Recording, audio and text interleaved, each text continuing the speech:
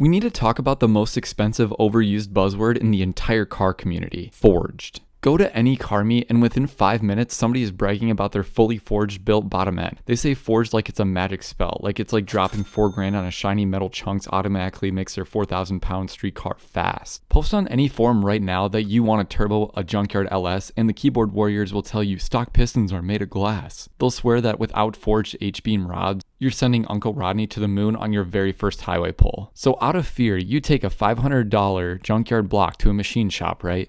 And the guy hands you an invoice for a billet crank, premium pistons, and balancing. You just blew about $5,000. And while your engine is still sitting in pieces on a workbench, you haven't even bought your turbo or your fuel system yet. Your budget is basically completely nuked. Here's the brutal, unfiltered truth. The aftermarket parts industry desperately wants to hide from you. You are being upsold. For 90% of the budget street builds, forging your engine isn't an upgrade. It sometimes is a scam. I'm going to show you the exact cheat code blocks that GM hid from millions of boring work vans. Parts that are particularly bulletproof right out of the box. Before we get into the video, I just want to say thank you to everybody watching.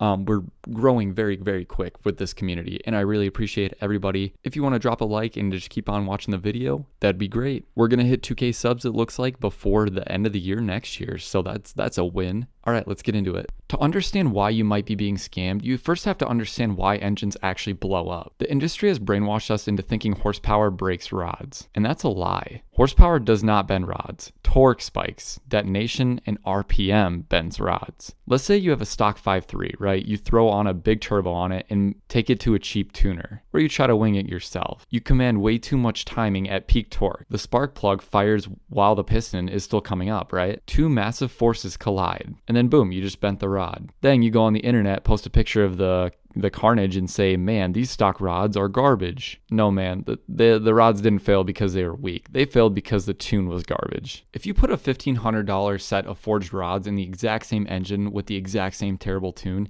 you will destroy the engine, right? You'll just ruin another $1,500 worth of rods instead of free ones. The second real killer is RPM.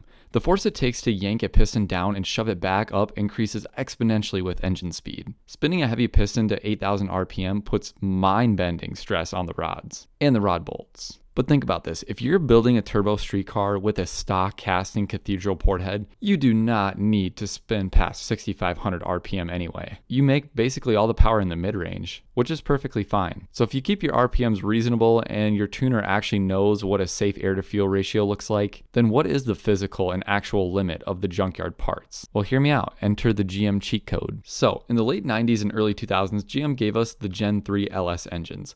And to be completely fair to the aftermarket, the connecting rods in those early blocks were kind of a joke. We call the early ones like toothpick rods. Pushing past 550 or 600 wheel horsepower on a Gen 3 rod is playing Russian roulette. But around 2004-2005, GM updated an absolute beauty, the Gen 4 design. GM introduced heavier, thicker, completely redesigned rods with floating wrist pins. And they didn't just put them in the Corvette. They stuffed these bulletproof rods, into literally millions of boring traffic cars. Every 5.3 iron block from roughly 2005 and onwards has these inside. These Gen 4 rods are engineering marvels of the budget world. The sloppy mechanics community has proven time and time and again that these factory Gen 4 bottom end can hold about 800 to maybe even 1,000 wheel horsepower on a completely stock, untouched, rotating assembly. Let that sink in for a moment. You can pull an engine out of a wrecked 2008 Chevy Express van that smells like old drywall, and it already has the rods you need for 1,000 horsepower. I mean, why on earth would you spend $4,000 on forged internals for a 700 horsepower street build when GM already gave you the parts for $400 or less? Now, I already know some of you in the comments are already typing, TorqueSavvy, the rods might hold, but the factory cast pistons will shatter under boost. And they actually may be right. Okay, half of you might be actually right. Factory cast pistons do break, but they don't break because the aluminum is actually weak.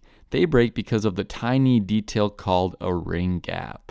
When GM builds an engine for a naturally aspirated grocery getter, they make the gap between the piston rings very, very, very, very tight, like 15 thousandths of an inch. This basically keeps oil out of the combustion chamber and it keeps the emission guys happy. But when you strap on a massive turbo to that engine, you generate extreme heat. So metal expands when it gets hot. Under heavy boost, the top piston ring expands too much that the gap completely closes. The two ends then butt together, but the piston is still moving. And since the ring has nowhere to expand, it binds against the cylinder wall, right? And the upward force literally rips it out of the top chunk of the piston completely off. This is called breaking a ringland. It is the #1 cause of death for most boosted junkyard motors, but the fix doesn't cost $1,000 for forged pistons. The fix costs about 20 bucks. All right, pull your pistons out. Buy a cheap manual ring off Amazon. Grind the top ring gap open to 24 to 28 thousandths of an inch, and that's it. You just gave the ring room to expand. With this free modification, your weak factory cast pistons will survive 15, 20, or even 25 pounds of boost. Now, let's inject a little bit of reality into this, because I don't want to sound like a complete hater. Forged internals exist for a reason, and there are 3 specific times you absolutely should open your wallet to spend it on. Number 1, the 1,000 horsepower benchmark.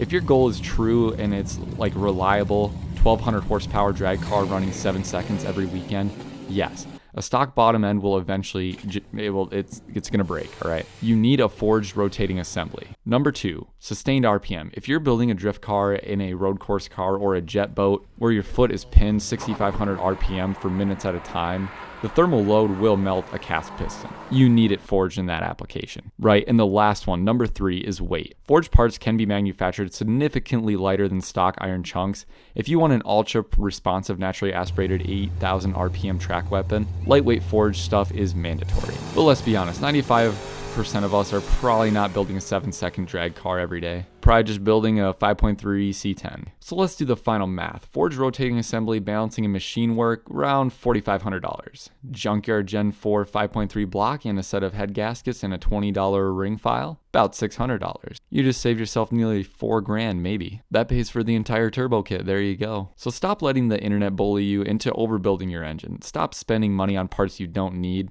and start spending it on stuff that actually makes your car run. And if you want to know what to do with the money that you just saved, click on the video screen where I break down turbocharger versus supercharger for a budget daily driver.